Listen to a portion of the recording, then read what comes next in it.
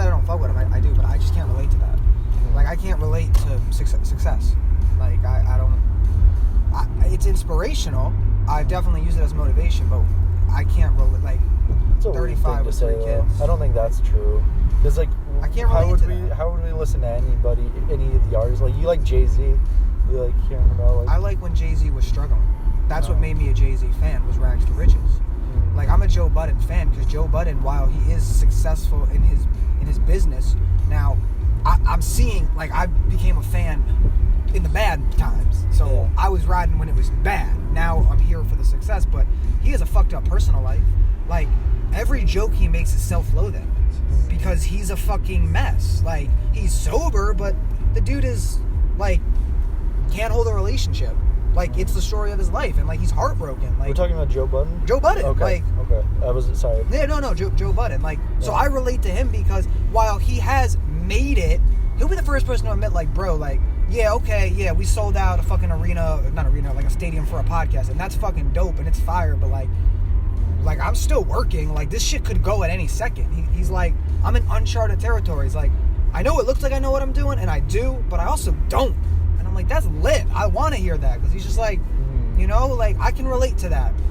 Like, and I remember getting into Casey Neistat when Casey was unknown, or he was on the come up. Is this Nick Patone, by the way? I just feel like it probably is. Oh, Bethany. You're still in Bethany. James, yeah. Yeah. But yeah, no, like, so Casey's interesting because... Well, hold on, let me just finish real quick. Yeah. And I got into him when he was on the come up. So I was like, he still ain't really made it. This is still relatable. And then when he got, like, super big, I just stopped watching. I still love him. I respect him. He's great, but I can't relate to the make it lifestyle. When I make it, I'll go and watch that. I don't want to see that yet because I'm trying to be around people that are right with me. So, because for me, as somebody that's alone a lot of the times, I want camaraderie. Like, I listen to the Joe Budden podcast because they're my friends. Like, they are my 3 friends that I get to listen to twice a week. They're my best friends. Like, I know everything about them. Everything that they let me in. Like, I'm a part of... I have a very similar feeling with Game Grumps. Game Grumps is, like, kind of like whenever I'm just feeling down and I feel lost, I'm just like, I'm going to put on Game Grumps. Even if it's a series I've watched. Like, I'm watching them... I don't even watch some of the time. I'm just listening to that like it's a podcast. And I just listen to them talk about life and, like, their experiences, or just joking around playing a game, making silly jokes. Like, when it's like I don't have time to hang out with people, especially when school's going, this is like a nice... Because, like, if you have a friend over, you don't have time to be like, hey, come over for 15 minutes. Yeah. But, like, with Game Grumps, I can be like, I'm going to hang out with my friends for 15 minutes and just, you know, relax for a second. You know, it's, you know, it would be fucking weird to be like, hey, let me see you for just a few... Well, I got to cook some food. Why don't you come over and talk to me for 5 minutes? You know what I mean? But, like, yeah, I have a similar experience with, like, just hearing, like, because, like, especially because Aaron from it is an animator. He was an animator, and, like, him, and I've known his content for, it's like 2010. Even before I was into them, before Game Grumps even existed, I was into his content that he made. Like, he's really carved a lane with just, like, making fucking, like, all these different jobs out of, like, he created a whole company and, like, employs all these people. Exactly. He started the Joe Budden TV network, essentially. I mean, it's not TV, but it's YouTube. It's a media. Right. I mean, YouTube's bigger than TV in a lot of aspects. Yeah. Fucking, I mean, you look at a lot of things. Like, think about, like, how many views Hot Ones gets compared to it's a show. I mean, it's like you represent it. It's a TV show. Yeah, like a lot of, like, the biggest, like, people on the platform get way more views than anybody else. Think about how many views PewDiePie gets. It's like they're reaching so many more viewers. It's that idea that it's like, oh, it's not a TV show is old media trying to create that you know, that stigma. Yeah. And that's something we need to get past. I 100% agree. Yeah. I mean, dude, you see YouTube budgets are just as big as TV budgets. The only difference is just the service that they're the distribution. That's the only thing that's different. It's just one is coming through computer screen and the other one's on a TV, but they're really, you know, YouTube is on TVs now too, so it's all the same. Yeah. It's just how you reach the content. TV, it's like it's programming that, like, unless you're talking about, like, on demand, it's programming that's set. Whereas like YouTube, you can fucking watch whatever you want, whenever you want. Right. Same thing with streaming. Well, even like smart TVs too, though, that have the YouTube app. You can watch YouTube on your TV.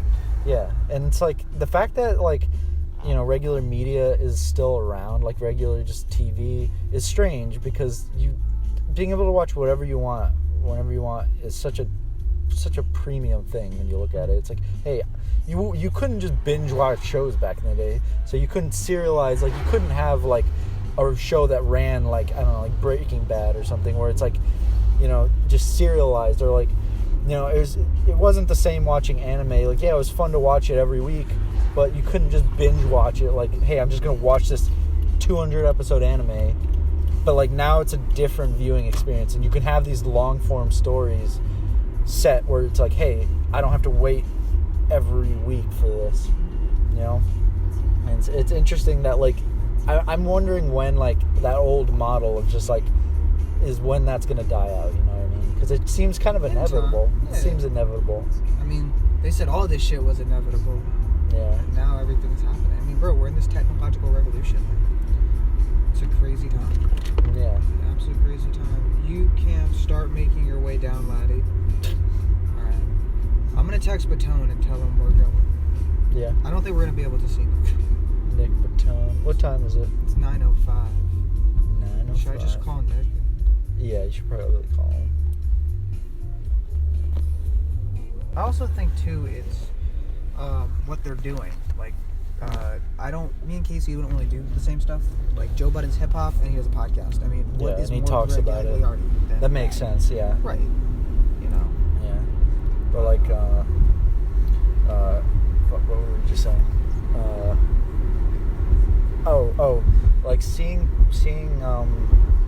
Like seeing people that I see as successful, like people I really look up to struggling, like seeing, like especially like their younger selves, like looking at like an artist whose art is not very good when they're younger. That is like the most motivational thing, because you see like, holy shit, like it makes it feel more real. Like these guys weren't just fucking gods when they came out of the pussy. That's part of the reason why I like Mac Miller so much, because I wasn't really a fan. I didn't like Blue Slide Park, and I really struggled with it. I didn't think he was really that good of a rapper, and then he just got really good. Like he just got dope, and I got to see like the actual progression. I mean, A$AP Rocky was like another one. Like I even remember when Rocky came up, and I loved his debut mixtape, but lyrically, like he wasn't really any good. He got a lot better. Like A$AP Rocky, while he's not the best rapper, he became like an enjoyable rapper. It wasn't just about the beats and sounding dope. Now he was like, yo, I'm actually gonna spit. And I was like Potato Salad, like he was killing that shit. And even that's just a recent example. There's so many. One Train, he killed his first on One Train. Yeah. You know? Oh yeah. He's had some really standout moments with lyrics, but like, yeah. I think even to this day, Rocky still, like, his lyrics aren't the draw. You know, it's just like, you know, talking about fly shit. Yeah, that's it. Being jiggy. Yeah. That's it. Like, I would love to listen to Kanye's like beats when he was younger and just see what they're like. There's like some old mixtapes out there and stuff if you look. But like those are like still like Rockefeller era and stuff like that, right? I mean like when he first started. Before like he was. Like when he was really like maybe a year into like making beats. I want to see what I don't know about those. You know what I mean? Yeah, of course. I just don't know where those are. Yeah, no. I'm talking from more of like a hypothetical. Like I just loved it. Yeah, no, I'd love to like see what kind of a person he was like.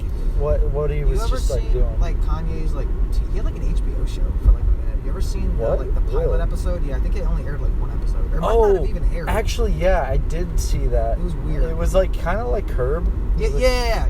It's kind of like Curb Your Enthusiasm. Yeah. But like with Kanye. Yeah, that's Kanye Your Enthusiasm. Yeah, no. How long did that run? Do you know? I don't even think it ran. No, it was just a pilot. One episode, and I think they shelved it. I don't even think they released it. It's on YouTube. They just made a pilot, and then see, like that's nice to see that, like make a pilot and it doesn't go through. Kanye's failed clothing line too. Yeah, Pastel. I don't even know about that. What is that? Oh, look it up. It was his like first clothing line, and it failed. And it inspirational. When was that though? That was before Nike. It was like I think after the college dropout. Sometime like right around there. Wow. It's called Pastel. Who's calling me? I have no idea.